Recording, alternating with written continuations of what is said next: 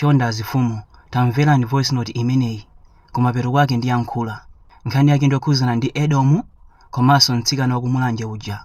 Mtsikana amene anapanga chinkhoswe ndi mamuna, zotsatira zake mamuna uja nkumuthawa.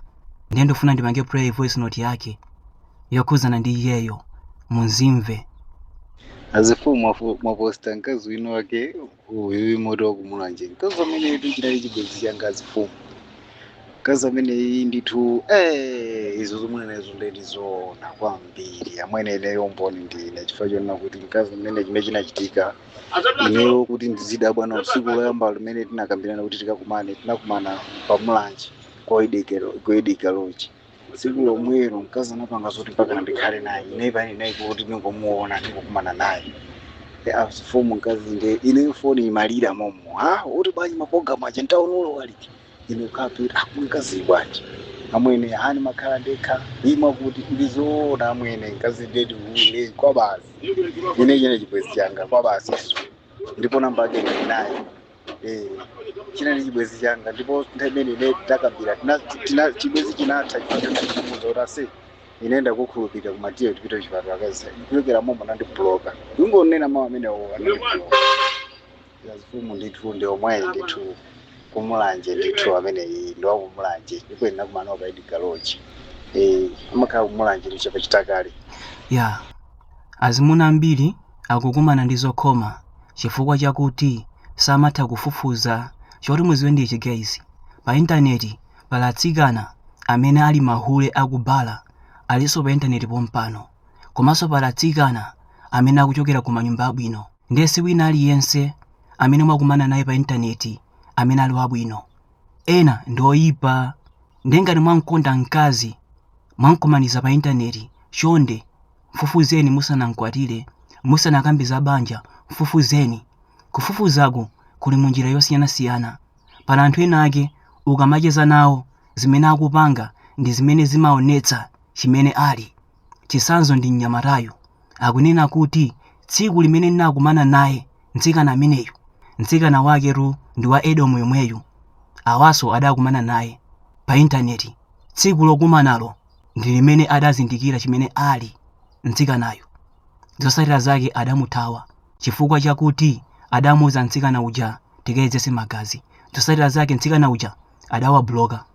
Ndakuluakulu kumfufuza mtsikanayo kuli munjira zosiyanasiyana. Nthawi zina zake ukakumana ndi munthu zimene akukamba zimatha kuonetsa munthu chimene ali.